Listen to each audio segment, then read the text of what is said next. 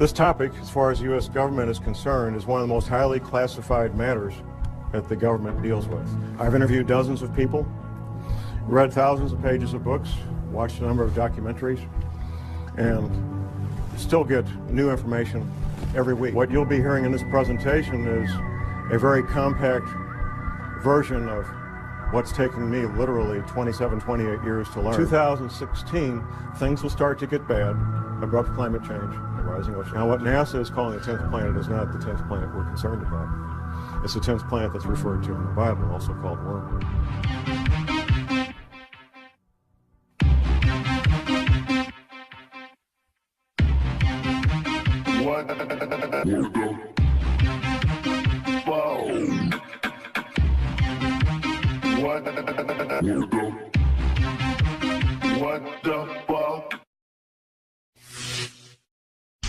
The first thing I'll ask you this question. Would the federal government of the United States of America lie to you? That's the response I expect. Laughter. Of course they would. And they have for decades. Because of what I do and what I do professionally, I interact with people involved with law enforcement, including the FBI. I was working on a project with a couple of FBI agents, and we're having lunch one day, and we'd gotten to know each other a little bit. And I thought, well, I'll ask this guy the question, what happened with John Kennedy when he was shot? Now, the man I was asking this was not just a run-of-the-mill FBI agent. He was a supervisory level FBI agent. Within a few years of retirement, he's now retired. And I kind of put him in a box because if he told everything he knew, he was jeopardizing his career and his pension. But if he said, John, the Warren report was exactly accurate, then I would know that he was a nutcase, because nobody believes the Warren report. So here was his answer. It was a very creative answer. This is from a supervisory level FBI agent regarding the Kennedy assassination. His answer was 2 words: creative forensics. Now, that let me know that he knew. What every person who's looked at it carefully knows is that the Kennedy assassination was not what we've been told it is. A couple of personal things when it comes to secrets and how military intelligence knows about things before they happen. First week of May, 1967. I'm 19 years old. I'm in a military intelligence school, and I got assigned for a Sunday morning, what they call a dining room orderly. My assignment was to be in the officers' mess where they serve breakfast on Sunday morning, stand at parade rest, and whatever the colonels and the majors wanted, if they wanted coffee, I go get it. If they wanted toast, I go get it. Stand there at parade rest, eyes straight ahead, and just wait on the officers. One colonel's talking to another colonel. Now, this is military intelligence school, and these are field grade officers in military intelligence. First week of May, 1967. One colonel says to the other colonel, you know, those Golan Heights are going to break loose any day now.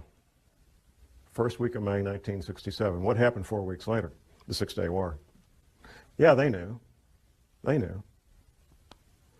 Fast forward just a few months, September 1967. Now, I see some folks in here old enough to remember the Tet Offensive of 1968 in Vietnam, end of January 1968, which took place only 2 months after General Westmoreland gave his famous light at the end of the tunnel speech to a joint session of Congress, December 1967, where General Westmoreland told the joint session of Congress that Viet Cong were defeated on the battlefield, can no longer mount a credible offensive.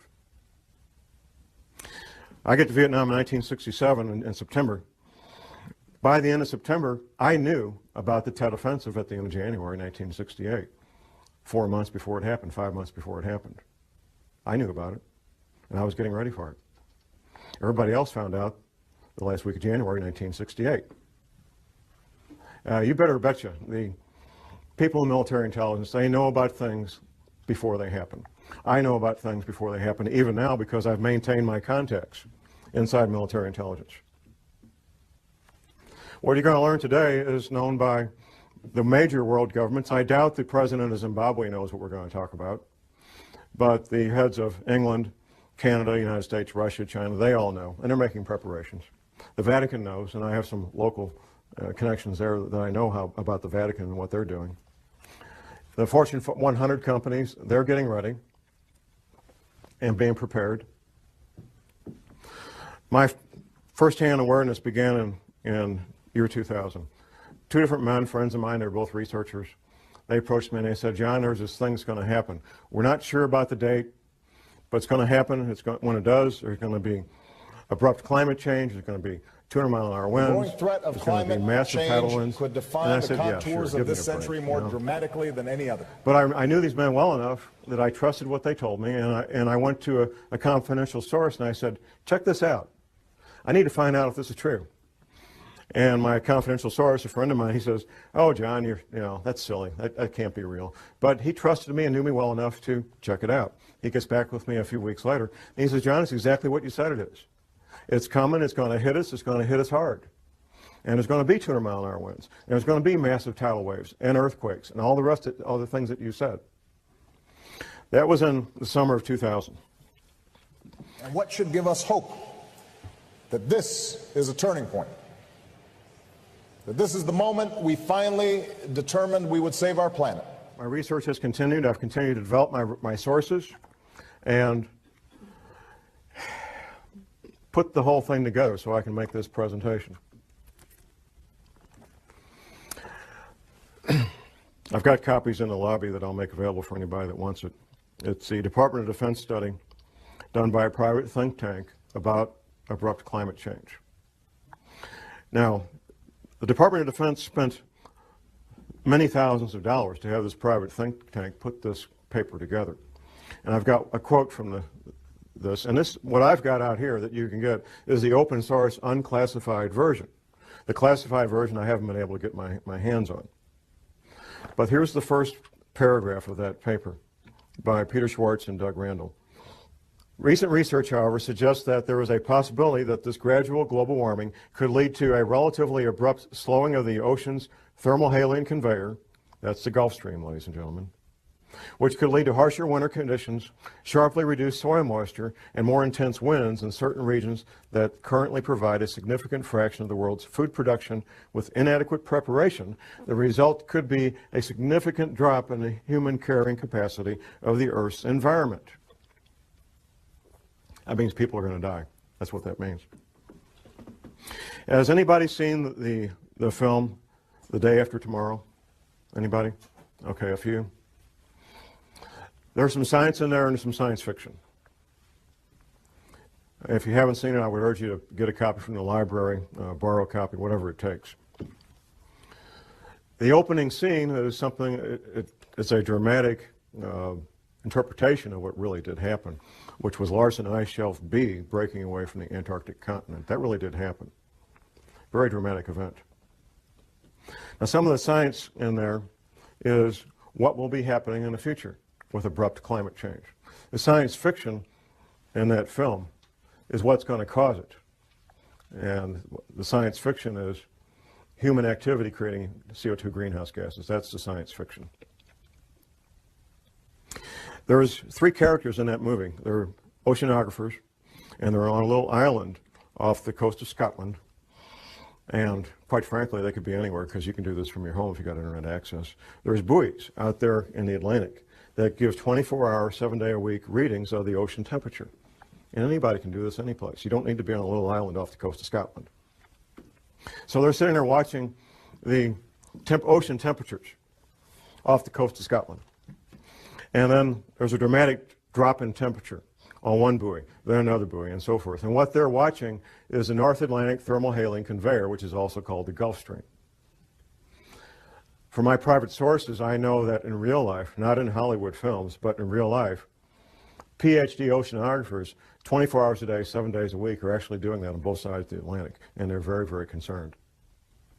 Just a couple of years ago, there was an announcement the Gulf Stream had slowed down by 30%. My private sources tell me it's been more than that. Now here's the deal. You look at a map of the world and you've got England, Ireland, and Scotland here, and you got Moscow here. They're both the same distance from the North Pole. They're both the same distance from the North Pole. England, Ireland, Scotland, and Moscow. What's the difference? I mean, they rarely see any serious snow in England, Ireland, and Scotland. They don't have furnaces like we do because it doesn't get to be 10 degrees. And they certainly don't have the winters of Moscow, even though they're the same distance from the North Pole. The reason they don't is the Gulf Stream. The Gulf Stream is that ocean of warm water that comes up from the Caribbean, the Gulf of Mexico, up the east coast of the United States, goes over and down past England, Ireland, and Scotland, past France, goes on south and makes a big circle. That's the Gulf Stream. That's what gives England, Ireland, and Scotland the very temperate, mild winters that they've always enjoyed. The best PhD oceanographers on the planet know that it's slowing down, and they know it's going to stop. There's some disagreement about when. And because there's some unknowns that they have to try to do some guesswork. But here's what makes the Gulf Stream work. It's the salt content. It's the salinity of the ocean. The salt content of the ocean allows that big engine to pump that water up, go over and come back down and do that big circle of thousands of miles. The salt content is changing because of melting freshwater ice in Greenland and melting freshwater ice in the Antarctic. Now, the melting ice at the North Pole doesn't make any difference because that's floating salt water. So it doesn't make any difference. When it doesn't change the sea levels, it doesn't change the salinity of the ocean. This fresh water being introduced into the ocean is reducing the salinity of the ocean. That's slowing down the Gulf Stream, and at some point it will stop. 3 years, 5 years, 20 years, I can't tell you when. And the best PhD oceanographers on the planet can't tell you when. They can tell you it's about to happen, though. As I started tracking this matter of abrupt climate change and rising ocean levels, I incorporated into casual conversations with people I knew and came in contact with. I was having lunch one day with a friend of mine. This friend is a veteran of the U.S. Navy Submarine Corps. And I was talking about what would be causing this, because I did pretty quickly learn what would be causing the rising ocean levels and abrupt climate change. And my friend starts telling me what he heard at a classified U.S. Navy briefing. And he went on and on about how the Navy had told everybody in the submarine corps about rising ocean levels and what that would mean, and why Navy retirees should consider moving to the Arkansas, Missouri Ozarks, because the Navy was telling, and is still telling these men, that the Arkansas, Missouri Ozarks are one of the known safe havens when all these events take place. Later that night, I got home and I was thinking about our conversation, and something occurred to me that hadn't occurred to me while the two of us were together.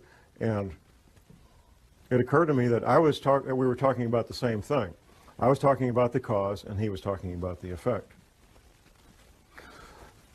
At that point, I also remembered a map that a patient of my wife's a chiropractor, had brought in and showed my wife back in the mid-'80s, of what North America would look like after the oceans rose to their new levels.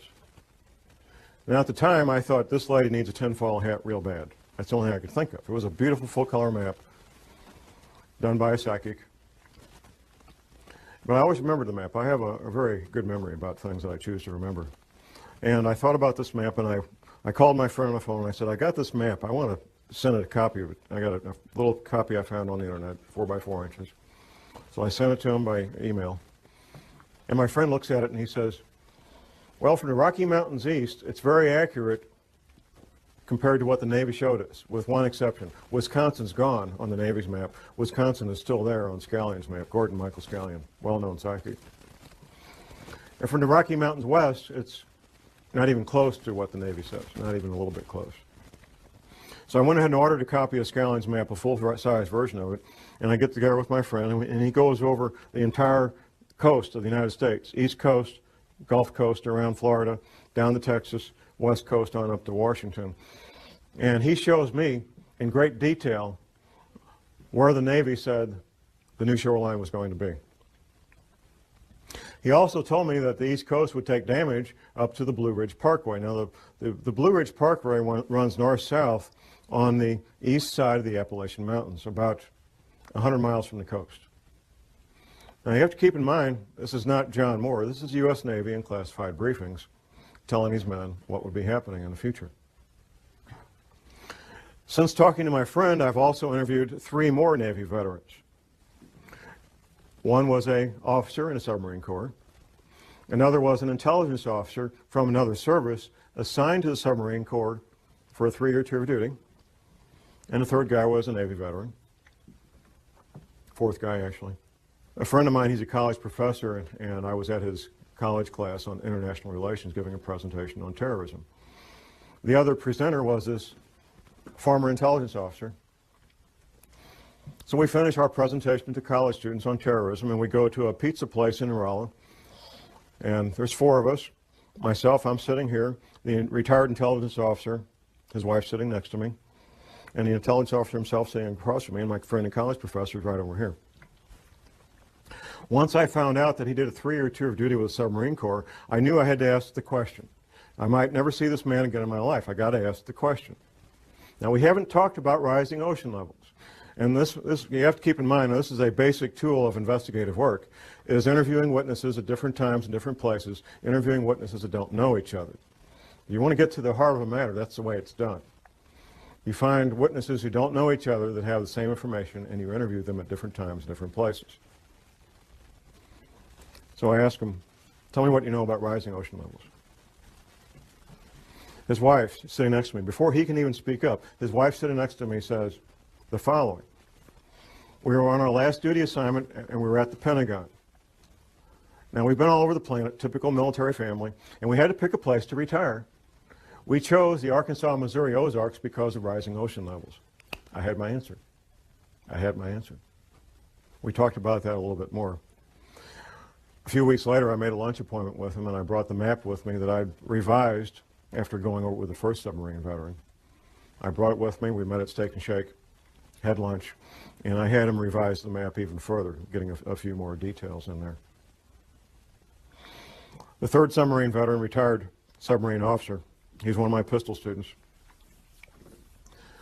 We had lunch and we talked, and he says, John, I signed these non-disclose agreements. If I tell you what I know, I can lose my pension. I have to be out 5 years before I can tell what I know about rising ocean levels. I've only been out 3 years. I said, well, can you blink your eyes once for yes and twice for no? Then you won't be talking. He says, yeah, I can do that. The retired submarine officer verified what the other 2 submarine veterans had told me earlier. Word for word, detail for detail. And he also, this is the third man who had chosen the Arkansas, Missouri Ozarks for his retirement home. The Prophecy Club, a Christian group out of Topeka, Kansas, they sent me on a nationwide speaking tour in 2005 on this topic. And I'm up in Detroit speaking on this. On one of the breaks, I have a man walk up and introduce himself to me. He says, John, I'm in the insurance industry. And we've wondered for years, us in the insurance industry, why is there such a cluster of retired Navy people in the zip codes of the Arkansas, Missouri Ozarks? Now I know. Now I got my answer. The Navy knows. Another pistol student of mine, retired Navy guy, I said, what's the altitude of your new home? He told me to the foot the altitude of his new home. How many people can do that? Almost nobody. He told me to the foot the altitude of his new home in the Arkansas, Missouri Ozarks. Absolutely he did.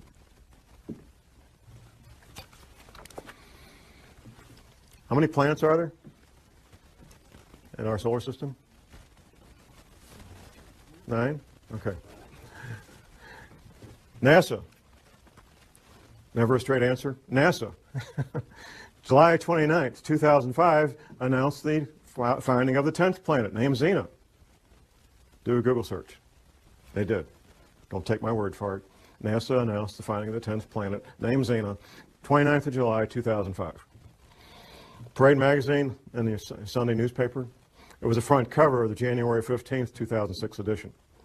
A friend of mine, I started telling him about these matters in 2004. After the NASA press announcement in July of 2005, he calls me up and he says, John, you're not crazy. There really is a 10th planet. NASA said so. I said, thank you very much. There has to be a cause. And this is something, quite frankly, we don't need to address it, but we will address it. The cause is the 10th planet. Now, what NASA is calling the 10th planet is not the 10th planet we're concerned about. It's the 10th planet that's referred to in the Bible, also called Wormwood. The closer you are to the current equator, whatever that might be, the better off you are when these things happen, if there's a pole shift, because your climate's not going to change all that much. If you're in Miami, Florida, and we have a 20-degree pole shift, you're not going to end up with a really, really bad winter. You're going to have a mild winter. But if you're in Maine and you got a 20-degree pole shift, you could end up with the weather of Siberia real easy. And when this 10th planet comes through our solar system every 3,600 years, it just causes severe problems on our planet. Interacting with the Earth electrically and with gravity both. The back of your paper, No Need for Panic, there is a number of books cited that you can get from the library or purchase from different authors that talk in great detail about these planetary matters. Professor James McCanning, who is a credentialed scientist, has written a number of books on this. He's a real astrophysical scientist, and he knows about this stuff. I'm a private detective and a researcher. I'm not a scientist. But I can tell you what the scientists say, because I've read their books. And I can tell you what Dr. Velikovsky said, because I've read his books. And I can tell you what the Bible says, because I've read the Bible. And all these things are true, and all these things are in the process of happening right now.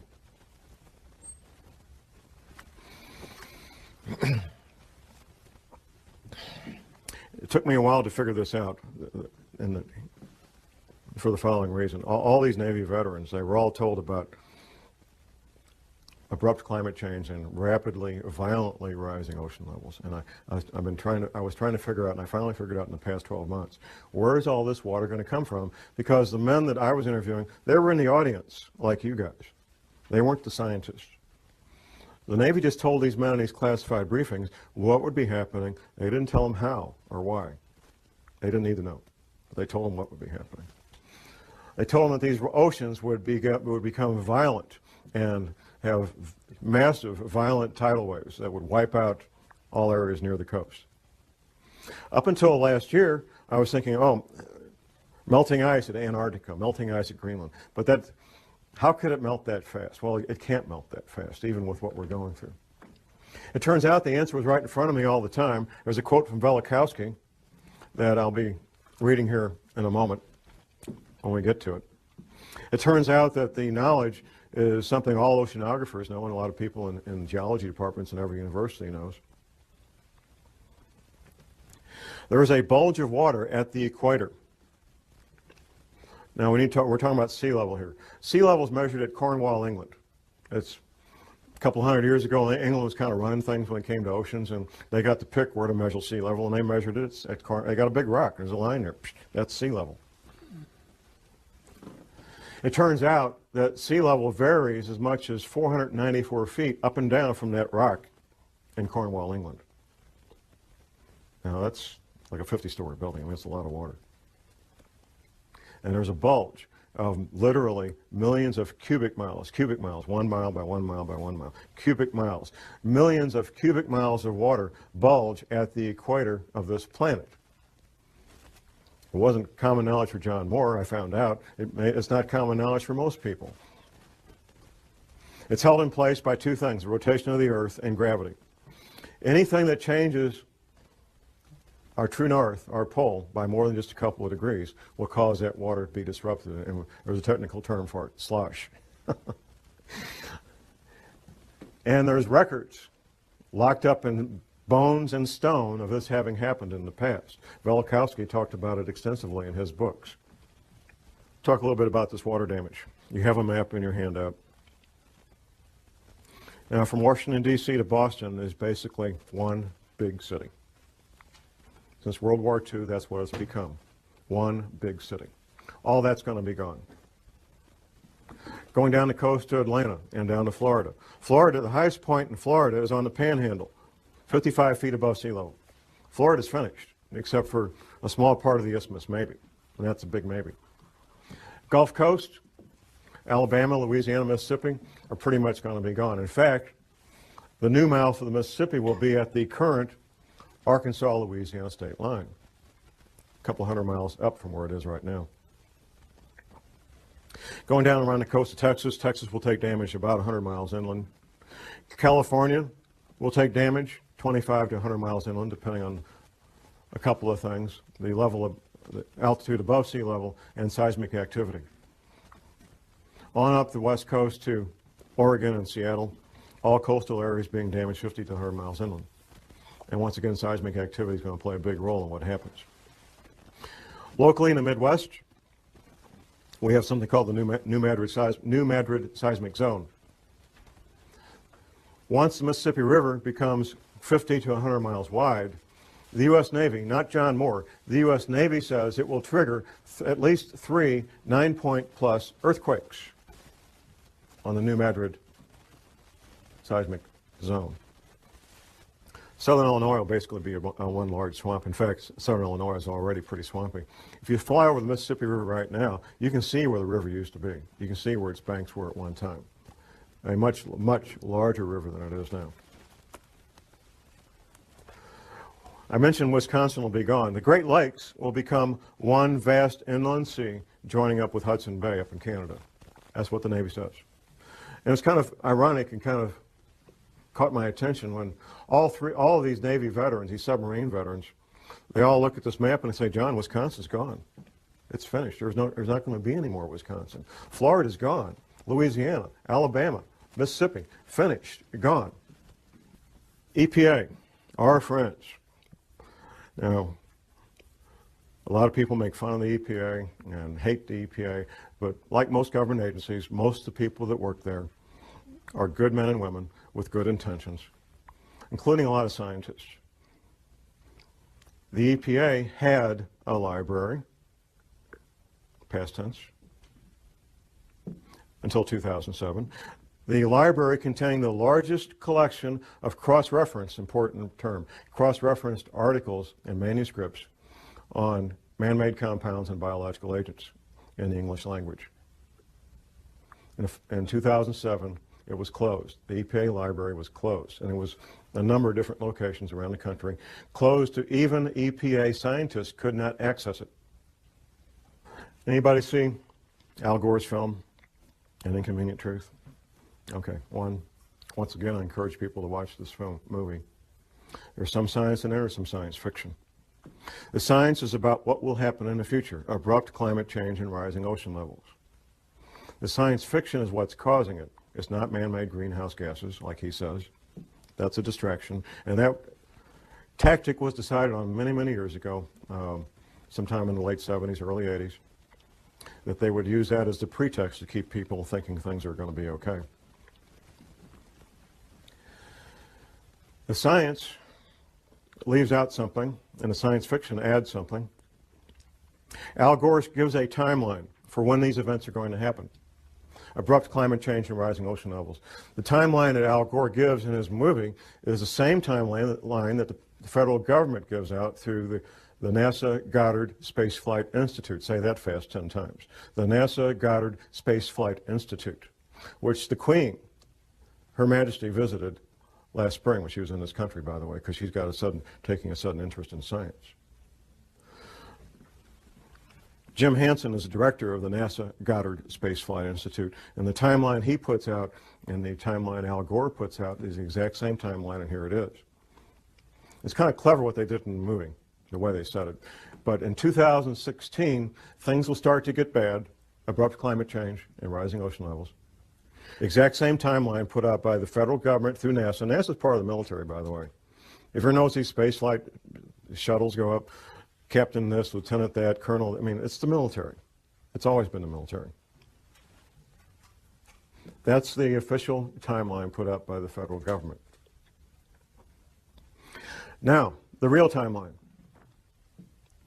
I found out through my confidential sources what the real timeline is, and I found out why they're doing what they're doing right now, moving the CIA from Langley, Virginia to Denver right now. These relocations, which you could call evacuations, are due to have everybody who's part of continuity of government planning. It's not all federal employees. If you work for Health and Human Services, you're toast. There's no place waiting for you in Denver. People in the intelligence agencies, people in certain parts of the military, not all the military. The scientists, the engineers, the doctors that they want to have in these shelters when everything breaks loose. That's who's being relocated, that's who's being sent to these shelters. These shelters are literally hundreds of millions of your tax dollars where people can live and work and have hot showers and pizzas and video movies for years without ever leaving the place and be quite comfortable. There's other things that could be happening in the next couple of years. Those of us who research these matters and share these concerns, we all know that there's multiple agendas proceeding forward, and that what we sometimes refer to as a New World Order, which will be basically corporations running everything, banks and corporations, they fully expect to come out on the other side of this intact.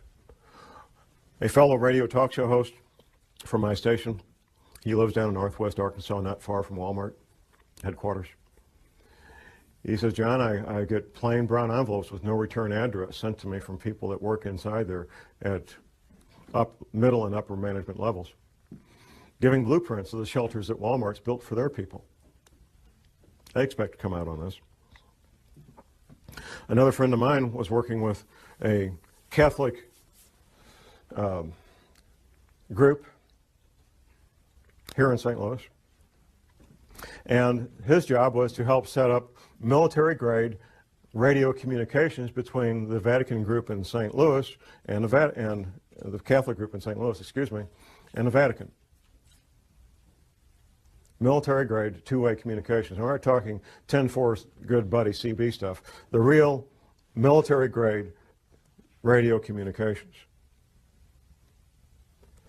The agendas of the people that control the world, the international bankers and the Fortune 500 and so forth, is to have a planet with far less people on it than there is now, either inadvertently through these earth changes or by design, through World War III, a flu pandemic, or severe economic collapse leading to societal disruption, or all three happening at the same time. These are all matters that could be happening in the not too distant future. I refer to what we're living in right now as phase one. Phase one is where normal commerce takes place. We can have our careers, interact with our families and our social events that we normally do, and life appears to be normal. The powers that be are using phase one to finish their final preparations. This shelter I talked about here at Weldon Springs, Missouri, it took almost twice as long to build it as they anticipated. They kept running into the various problems that any construction project has, but they got it built. And they're using these remaining months to finish up whatever final preparations they need to get their people in place and get moved. Phase two will be when these earth changes events, abrupt climate change, bizarre weather, earthquakes, tidal waves, all become so numerous that they become daily news. In fact, when I meet people out in the street, almost everybody comments on how bizarre the weather has become. And that's pretty much a topic of daily discussion. The government, the powers that be, will claim that these bizarre weather-related events are related to global warming. And when they're happening, that we need to start cutting back on our creation of CO2 greenhouse gases. Since I've been watching these matters the past 9 years, I watched it incrementally become a bigger and bigger media event, up to the point where Al Gore got the Academy Award for Best Documentary in 2007. Then it was like, we're off to the races. Up until that award, that Academy Award, global warming related news stories was maybe twice a week. That was about what I was seeing. Since then, since he got that Academy Award, it's been daily, 7 days a week, global warming stories. And there will be no end to it. As long as there's news, as long as they're capable of broadcasting news, you will have global warming stories every day of the week from now on.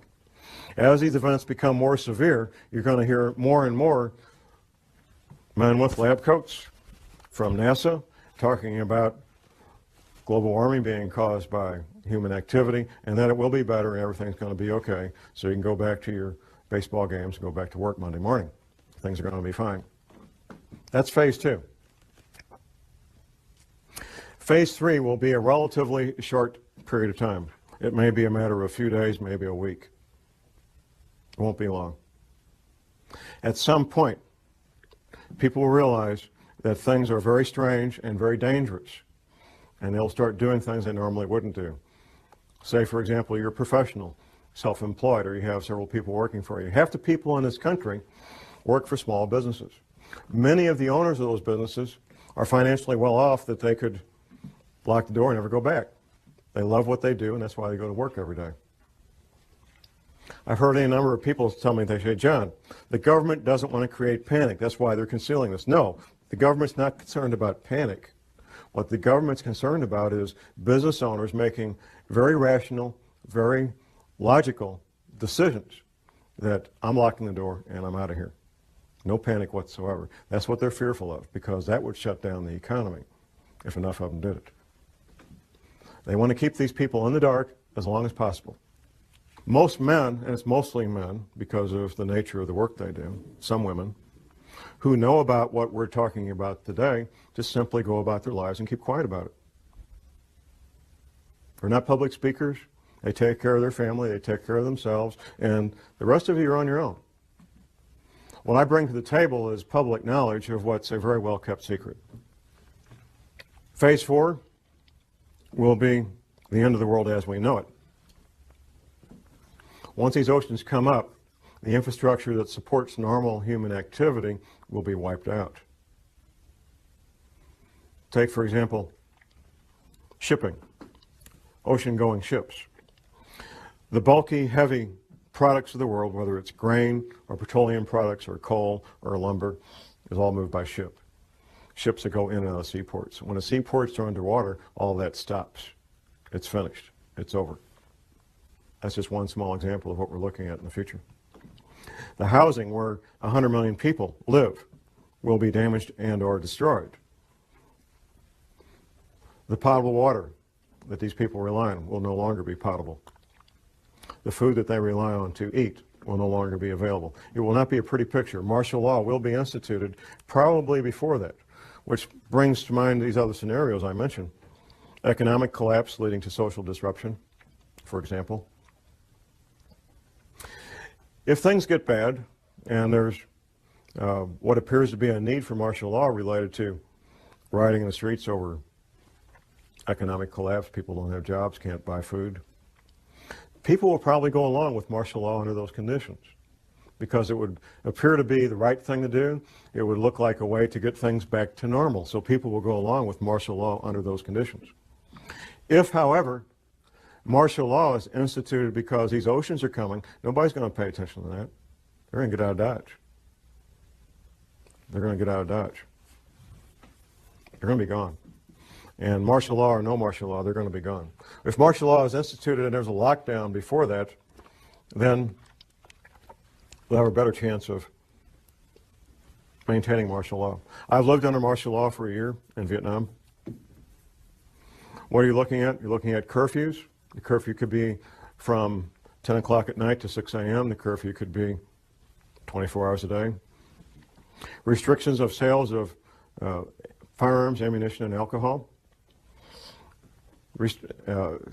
Rationing of fuel, rationing of food, potable water rationing,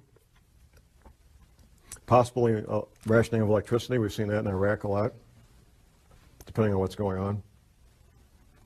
Martial law is not a fun thing to be part of or live under, even if you're part of the occupying force, because it changes your life. The Navy says, as far as ocean levels, the Navy says these oceans will come up over a period of about 30 days.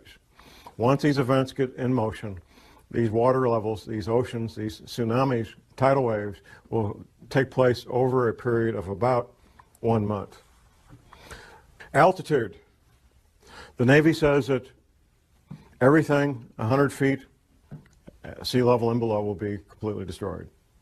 The Navy says everything at 400 feet and below is at risk of being damaged and or destroyed. But there's more to this.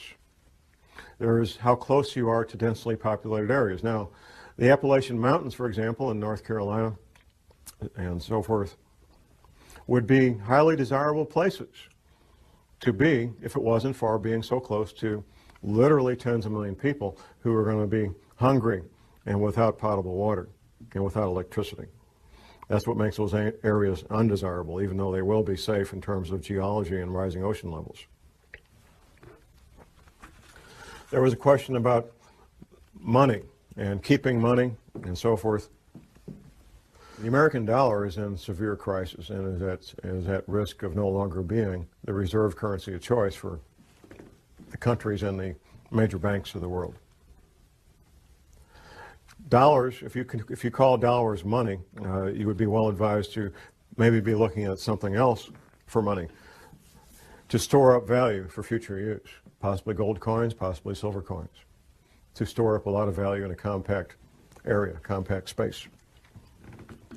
Before, however, I would get gold coins or silver coins, I think I would look at other aspects of preparedness, and that's why I want to focus on the final part of this presentation is preparedness. So let's look at the stepping stones, the building blocks of preparedness. First of all, and most important, is spiritual preparedness. I'm not ashamed to admit that I am a born-again, Bible-believing Christian. I know from interviewing and studying what happened in World War II that our American POWs who were incarcerated in POW camps in World War II, our American POWs who had strong spiritual beliefs were far more likely to survive what went on in these POW camps than those who did not. Eating the same food, having the same medical attention, doing the same work, wearing the same clothes, living in the same buildings. Those who had a strong spiritual foundation were far more likely to survive those conditions. We know that for a fact. It's not my job to tell you what your spiritual beliefs should be. My job is to tell you need to have strong spiritual beliefs, whatever that might be for you. Next comes skills. And there's a lot of skills I'm going to advocate. I'm going to look at my list here so I don't miss any of my list of skills. And I'm going to come back and read you what Dr. Velikowski wrote about what might happen. The skills of a farmer, a gardener. You will be growing your own food. The skills of a paramedic. Now we get so used to if somebody gets injured, we dial 911, and in a few minutes there's a wonderful shiny ambulance with these highly trained technicians. They got all the stuff they need to save life. In a future where things no longer work like we're used to, you're going to be your own paramedic, or you're going to sit there and watch your loved one bleed to death from a chainsaw accident or whatever it might be. An EMT course is one semester at your local junior college, maybe $100, $200, and you'll know more about emergency medical matters than 99% of the people in this country. One semester at your local junior college. You don't need to worry about passing a test unless you intend to be a paramedic or EMT. You don't need to worry about taking a test at all. You want to learn the skills, and you want to get a kit equal to your skill level. Now, the paramedic training is three more semesters of college on top of that first one, and then you'll have a skill level almost equal to a medical doctor when it comes to emergency medical treatment. The skills of a ham radio operator. Now, I've been in places, I've been in combat, and I know what it's like not to know what's going on. Being able to instantly and effectively communicate with your friends and loved ones, and we found this out during Hurricane Katrina, two-way radio communication that you control could mean the difference between life and death. In Hurricane Katrina, it was a matter of life and death for many people. The ability to communicate with their loved ones, let them know they were okay, ask for help, or be able to give help. The skills of a backpacker, being able to carry everything you need on your back, your shelter, your clothing, your hygiene needs. Being able to clean yourself out in the field, prepare food out in the field, and do so in a manner that doesn't make you sick. Being able to take water out of a stream and filter it so you can drink it without getting sick. All the things that a backpacker knows, the skills of a soldier. In a severe crisis, like Hurricane Katrina, for example, you're your own cop, you're your own soldier, or nobody's protected. That's what it comes down to. You become your own soldier, you become your own police officer, and you protect your loved ones because of these skills that you learn. Animal husbandry. In a severe long-term crisis, having goats and sheep and chickens and ducks and rabbits can mean the difference between a fairly good and healthy diet and one that's terribly lacking in protein. It's extremely difficult to get the protein you need from an all-vegetable diet. Extremely difficult. The skills of a carpenter, of an electrician, of a plumber. Things that we may call up a professional to do now, you will be on your own to make these repairs. The skills of an automobile mechanic. All these skills take years to learn, and you can't learn them out of a book, at least not and be very effective. There's some things you can learn out of a book, but without practical application, you're just guessing at how this stuff works.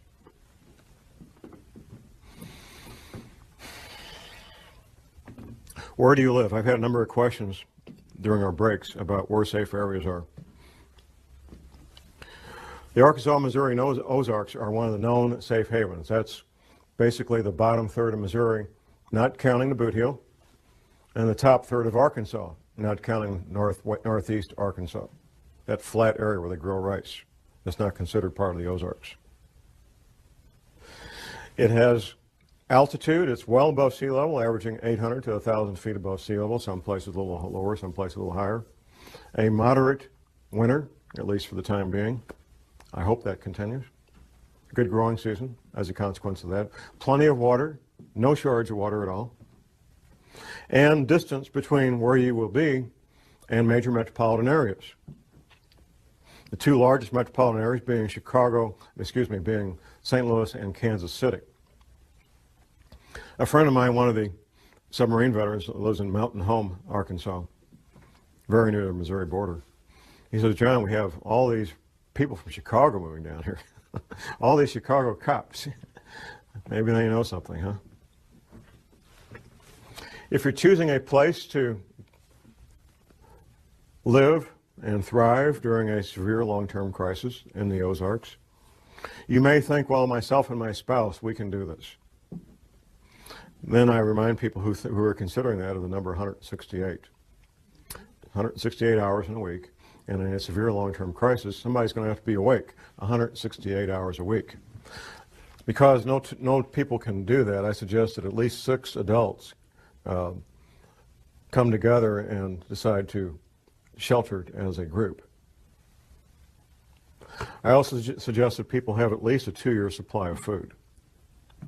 Professor McCanney, in one of his books, his 60-page pamphlet about surviving Planet X, he mentions the possible future need to establish a new calendar.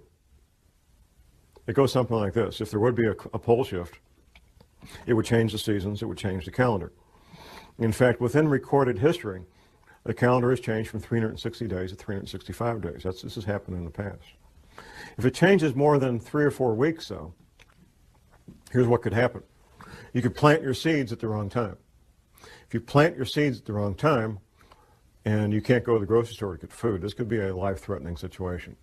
So you need to be able to know when the time to plant is so you don't plant at the incorrect time and end up losing all those valuable seeds. Now, I need to go back to Dr. Velikowski's quote here. Dr. Velikowski was a medical doctor, and he wrote several books about these matters. And he was hammered on mercilessly. One of the things Dr. Velikowski did was reconcile calendars, like when you reconcile your checkbook. And it's the nature of professionals and in all professions not to talk to people who don't do what they do. And nobody had ever done this previously. And it's not easy to do, reconcile calendars from these ancient cultures. Dr. Velikowski made an observation. There is a passage in the Bible.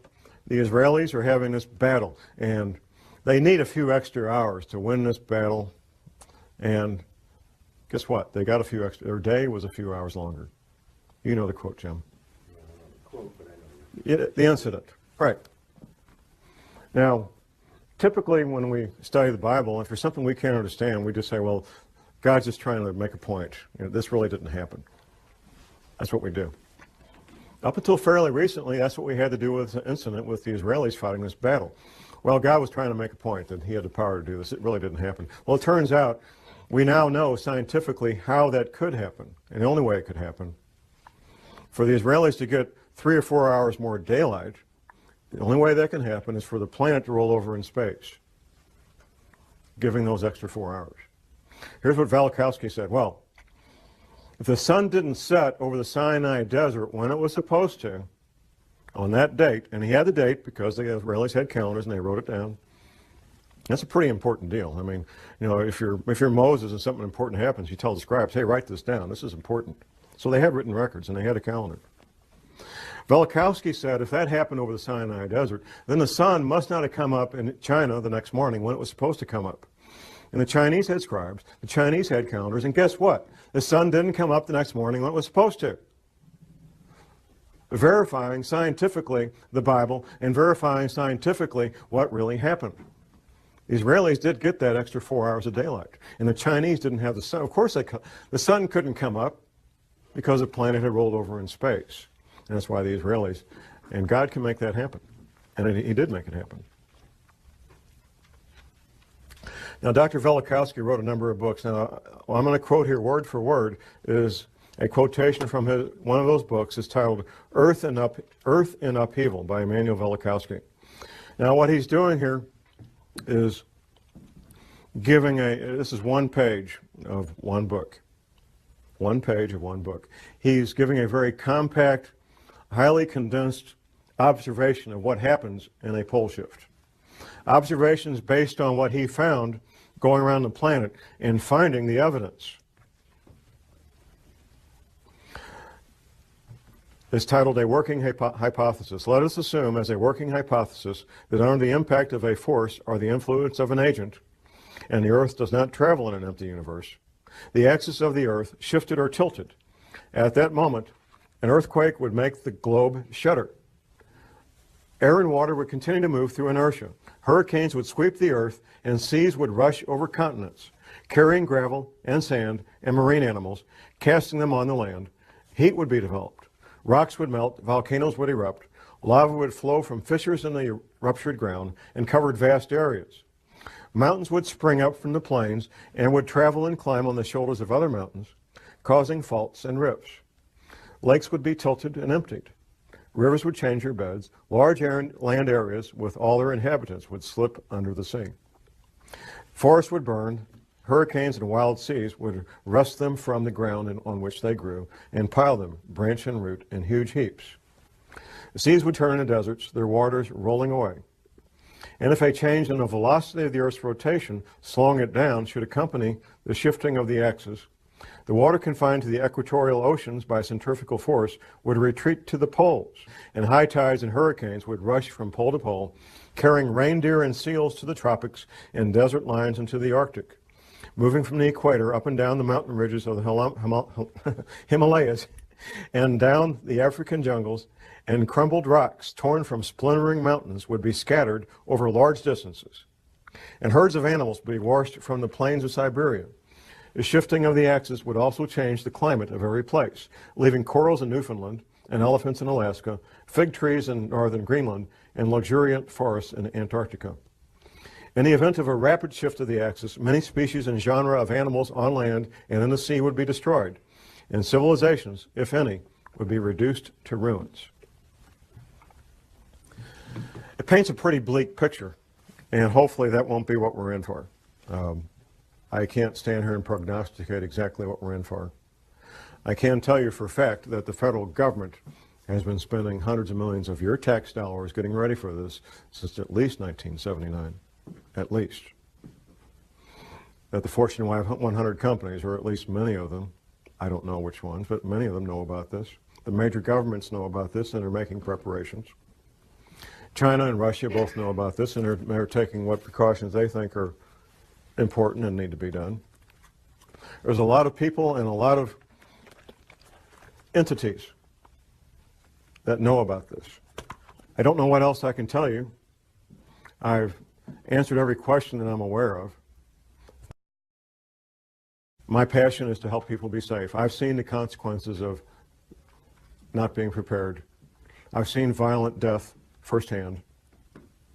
I've smelled the bombs. I've seen the bleeding bodies. I've heard the screams of the people dying in agony. And it's not a fun place to be. My passion is to see people be safe.